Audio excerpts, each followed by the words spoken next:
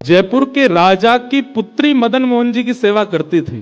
तो राजा की पुत्री का विवाह हुआ करौली राजस्थान में, जहां मदन मोहन जी अभी विराजते हैं। तो पुत्री से राजा ने कहा, बिटिया ये बताओ तुम्हारा विवाह है, तुमको हम दहेज में क्या दें? वैसे तो हमने सब दिया, लेकिन फिर भी तुम्हारी कोई इच्छा हो तो मांगो। उसने कहा, पिताजी मुझे सबसे ज्यादा प्रेम श्री मदन मोहन जी से है।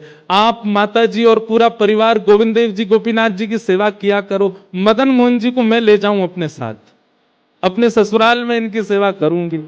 राजा रोने लगा, अपनी पुत्री के चरणों में सिर झुका के बोला, मुझे क्षमा कर दे पुत्री, तू जो मांगेगी सो दूंगा, पर ये मेरे हृदय हैं, मैं इनको नहीं दे सकता।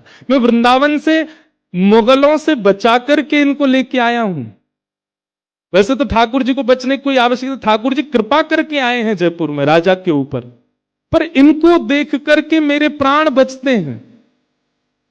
तू जो मांगेगी सो दे दूंगा। पर मदन मोहन जी बोले, पिताजी गोविंद देव जी गोपीनाथ जी हैं ना आपके पास में, एक ठाकुर जी मुझको दे दो।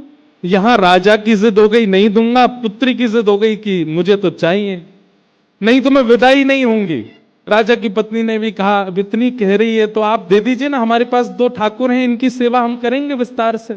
और वैसे भी मदन मोहन जी की पूरी सेवा बचपन से उसने ही की है। तो राजा ने एक प्रस्ताव रखा।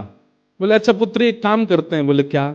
मैं तेरी आंख पे पट्टी बांधूंगा और आंख पे पट्टी बांध करके मदन मोहन जी जैसे 7 स्वरूप तेरे सामने खड़ा करूंगा, जिनमें से 6 स्वरूप जो होंगे वो मैं बनवाऊंगा और एक स्वरूप वास्तविक मदन मोहन जी होंगे। आंख पे पट्टी बांध करके तुझे स्पर्श करके अगर तूने असली मदन मोहन जी को पहचान लिया तो मैं ये मान जाऊंगा कि तू नहीं, ठाकुर जी तेरे संग जाना चाहते हैं।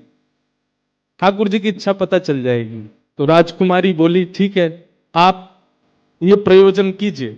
राजा ने महाराज कारीगरों को बुलवाया और मदन मोहन जी के डिट्टो कॉपी 7-6 स्वरूप बनवाए।